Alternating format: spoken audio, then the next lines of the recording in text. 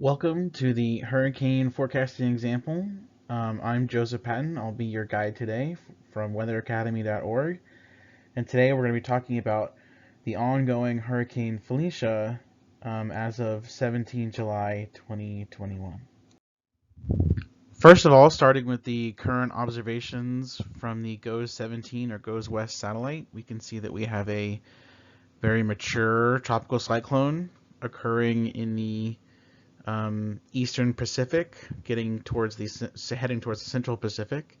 It's an annular hurricane, meaning that we've got this really well-defined eye, and where there's relatively few clouds, and there's mainly clear skies in the eye, and then we've got these relatively cool cloud tops, so high clouds in the eye wall.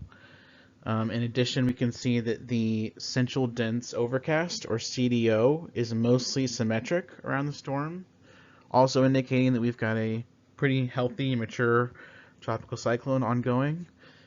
And as of the most recent update from the National Hurricane Center, the maximum sustained winds were up to 145 miles per hour, which is a strong Category 4 major hurricane. Looking at the 18Z GFS model run from earlier today, we can first see our storm, Hurricane Felicia, is right here outlined in red. And as we saw in the satellite imagery, it's sort of drifting off to the northwest at this current time. And what we can see from this 925 millibar analysis on the GFS is we can see that there's some weak shear from the southeast. We see these wind barbs here from the southeast near the storm. And that generally indicates that you've got some favorable shear to help offset the beta shear effect from beta drift. And that has helped lead to its annular appearance with the very well-defined and clear eye surrounded by the very strong and intense eye wall. Again, another look at some GFS model data from that 18Z run. If we look at the height anomalies from the 850 millibar layer, we can see Hurricane Felicia has relatively low heights. It's a low pressure system. And we know that it's heading towards the northwest, as we said earlier, and we saw on satellite imagery. So it's generally in this area right now of a relatively weak gradient in terms of high and low pressure or high and low height anomalies. So it's sort of in this uniform environment, which is generally a good environment in which tropical cyclones tend to strengthen. So from that perspective, that has allowed Hurricane Felicia to become very intense and well organized. And it's generally drifting towards the northwest, which is what we would expect from a mature cyclone in a relatively uniform environment due to beta drift, as we have discussed in our lessons on hurricane forecasting. What we can see is that we have a ridge of high pressure that is located over the Central Pacific, and generally winds tend to rotate clockwise around high pressures. So what we can expect from Hurricane Felicia is that as it drifts northwest in this uniform environment, it will eventually become close enough to the weak ridge over the Central Pacific to where it becomes influenced by the flow, the clockwise flow around the anticyclonic flow around that ridge. So it will eventually begin to drift towards the southwest and then towards the west with the normal flow you would expect around that ridge, which is present over the Central Pacific.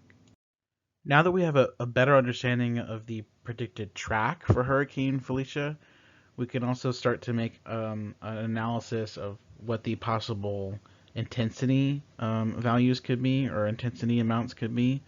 So Hurricane Felicia is generally around the area of 125 west and 15 north. So it's generally about right here, right now.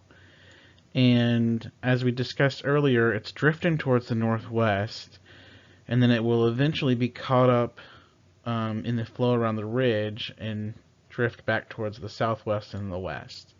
And what we can see is that predicted path will eventually bring it over an area where you've got sea surface temperatures which are less than 26 degrees Celsius. Anything equal to or greater than 26 degrees Celsius is these yellow, orange, and red colors. And it's eventually going to flow or move into these green colors. And that generally means that the sea surface temperatures will not be supportive of tropical cyclone development or strengthening. So it's probably actually going to lead to some weakening and eventually dissipation of the storm as its track persists over these cooler waters, which are not warm enough to sustain tropical cyclone intensities. Finally, putting this all together, we can look at the National Hurricane Center official forecast for Hurricane Felicia. That forecast shows a continued drift toward the northwest with the beta drift that's ongoing in the mature tropical cyclone.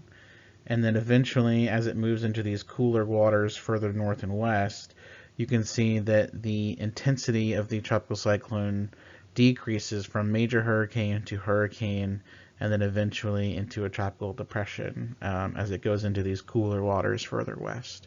So we have this initial jaunt to the northwest, and then we start to head towards the southwest, and we've got weakening as the waters will not be supportive of tropical cyclone intensities.